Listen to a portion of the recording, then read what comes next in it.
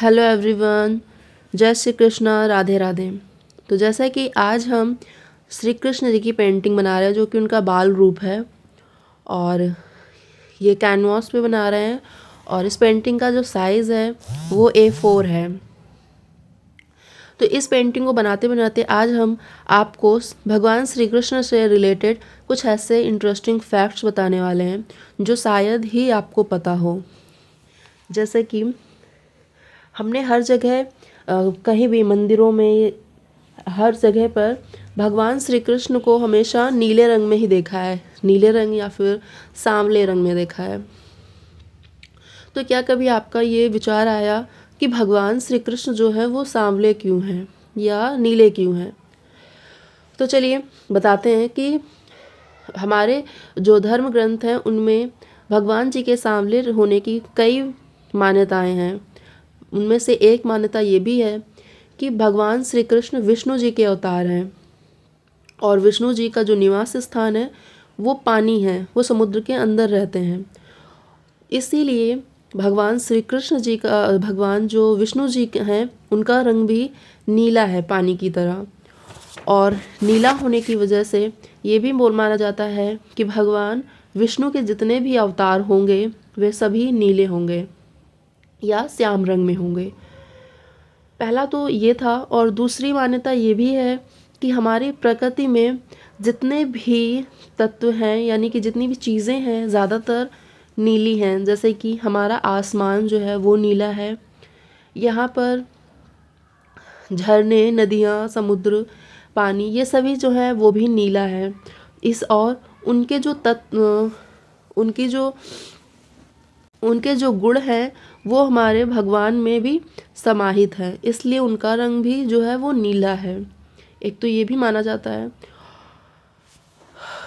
और दूसरा interesting fact ये है कि 786 अंक जो है, 786 अंक का नाम लेते ही हमारे दिमाग में हमेशा एक धारणा आती है कि ये तो मुसलमानों से संबंधित है, क्योंकि मुस्लिम जो हैं वो 786 को बहुत ज़्यादा इम्पोर्टेंस देते हैं, काफ़ी उन्हें संभाल के रखते हैं। जैसे कि 786 के जो नोट होते हैं, अंक के जो नोट होते हैं उनको बहुत से लोग संभाल कर रखते हैं, या फिर अपने गाड़ी का नंबर 786 रखना पसंद करते हैं।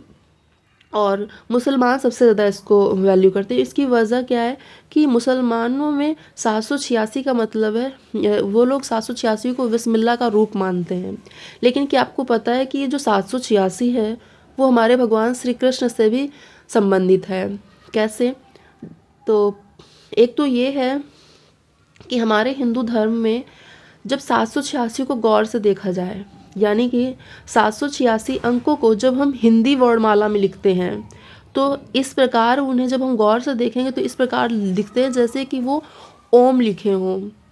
पहली वजह तो ये है जो हिंदू धर्म से संबंधित है। और दूसरा ये श्री कृष्ण से कैसे संबंधित है, तो इस पर यह है कि जो 786 अंक हैं उनमें सबसे पहले भगवान श्री कृष्ण जी जो बांसुरी बजाते हैं वो 7 छिद्र वाली बांसुरी बजाते हैं और उन बांसुरी को बजाने के लिए अपने दोनों हाथों की 3-3 उंगलियों का यूज़ करते हैं। तो मतलब 3-3 मिलाकर 6 हो जाती हैं। तो अपनी 6 उंगलियों की सहायता से वो 7 छिद्र वाली बांसुरी को बजाते हैं। और श्री कृष्ण जो थे देवकी माता के 8वीं संतान थे। इस हिसाब से अगर इन तीनों को जोड़ा जाए तो मिलता है 786। तो इस तरह भगवान श्री कृष्ण जो हैं वो 786 से संबंधित हैं। तो ये तो रहे कुछ इंटरेस्टिंग फैक्ट। और साथ ही भगवान श्री कृष्ण को मनाना बहुत ही सरल है, यानी बहुत आसान है। और ऐसा हम नहीं कह रहे, भगवान श्री कृष्ण ने खुद ऐसा तरीका बताया है जिससे आप जब चाहें उन्हें बुला सकते हैं। कैसे?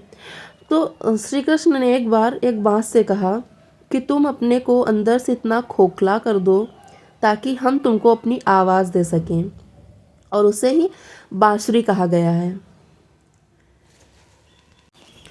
और ये कोई कहानी नहीं है, जब बल्कि ये गहरा सूत्र है।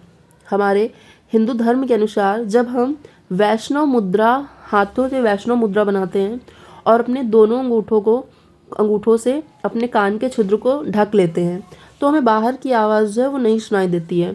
और फिर अपने कानों पर केंद्रित करने पे, यानी अपने मस्तिष्क को अपने कानों पर केंद्रित करेंगे तब